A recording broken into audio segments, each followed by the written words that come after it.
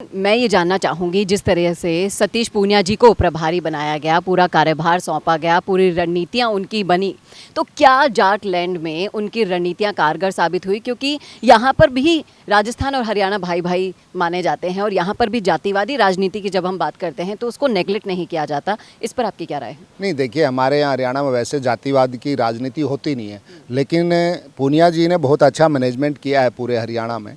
और जब से वो प्रभारी लगे तब से उन्होंने बैठ के हमारे केंद्र स्तर पर रोहतक कार्यालय में, और उन्होंने एक एक सीट पर पूरा मतलब एक तरीके से रिसर्च किया गया कि भाई किस तरीके कौन से मुद्दे होने चाहिए, हमको कौन से मुद्दे लेकर जाने हैं जनता के बीच में, और हमने जो काम किया है वो क्या हम नीचे तक डिलीवर दे पाए हैं कि नहीं दे पाए, क्या उनको हमने एक्सेप्ट किया है, क्या वो सारी प्लानिंग पूनिया जी ने करी है। और एक एक कैंडिडेट भी हमने ऐसे तारे हैं जो कि वास्तव में जीतने वाले कैंडिडेट थे हमारे, और जिनके ऊपर कोई ऐसा कोई बड़ा कोई करप्शन का या कोई चार्ज हमारे पिछले 10 साल के वर्ष में अब तक लगा नहीं है।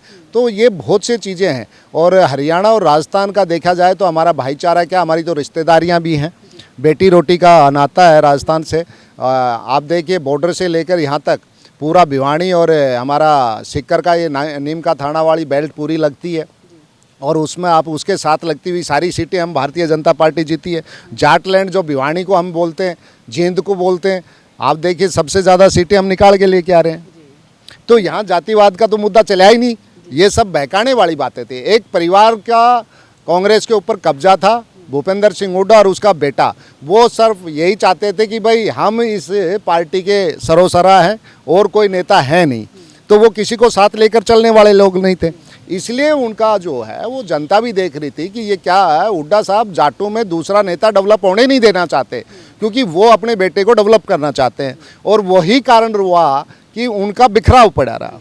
तो ये परिवारवाद की जो राजनीति करती है कांग्रेस, वो उस पर भारी पड़ गई, और कहीं ना कहीं जो झूठ उन्होंने फैलाया था वो धरातल पर क्लियर हो गया, जनता तक वो मैसेज पहुंचाया गया। मैं एक आखिरी सवाल और आपसे पूछना चाहूँगी सर, कि जो आरएसएस की जो ताकत है वो कहीं ना कहीं वापस हरियाणा में देखने को मिली है, इसके बारे में आपका क्या कहना है? नहीं, बिल्कुल ठीक है, आप बात कर रहे हो। हमारे समसेवक हैं, मैं भी समसेवक हूँ, सब समसेवकों ने लगकर जिस तरीके से काम करते हैं और राष्ट्र सर्वोपरि को लेकर चलते हैं, राष्ट्रवादी विचारधारा को लेकर आगे बढ़ते हैं, उन सारी चीज़ों को मानते हुए हमने काम किया है। और हमारा संगठन ने जिस भावना से काम किया है, उन्होंने ज़्यादा से ज़्यादा युवाओं को जोड़ने का काम किया हो, चाहे ज़्यादा से ज़्यादा लोगों तक संपर्क करने की बात हो, ये सारे काम हुए हैं।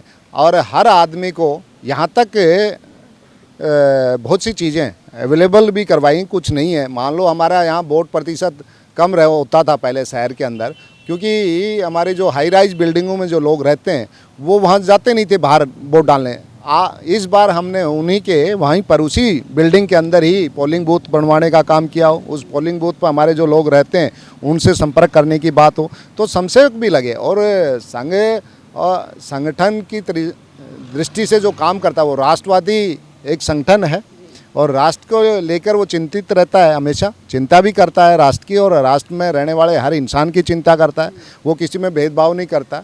वो यही बात कहते हैं कि भाई आपको जो अच्छा लगता है वो करिए, आपका जो नेतृत्व है, अगर आपको ये लगता है कि नरेंद्र भाई मोदी अच्छा लग रहा है तो आप उसको वोट दीजिए। अगर आपको लगता है ये कैंडिडेट अच्छा लग रहा है या नहीं लग रहा है तो उसका डिसीजन आपके हाथ में, लेकिन आप करिए, वोट डालिए। और उन्होंने ज़्यादा से ज़्यादा वोटें के लिए जो पब्लिक के अंदर मैसेज दिया, उससे वोट बाहर निकली और ज़्यादा से ज़्यादा वोट डलवाने का काम। लेकिन कहीं ना कहीं राजस्थान से जो स्टार प्रचारक आए, पायलट की आप बात कर लें, हनुमान बेनीवाल की आप बात कर लें, निर्दलियों की संख्या बहुत कम देखने को मिली इन चुनावों में। आपको क्या लगता है कि जनता का विश्वास इन पर से उठने का सबसे बड़ा रीज़न क्या रहा? क्यों ये स्टार प्रचारक फेल हो गए? क्योंकि राजस्थान में तो ये नंबर 1 माने जाते हैं।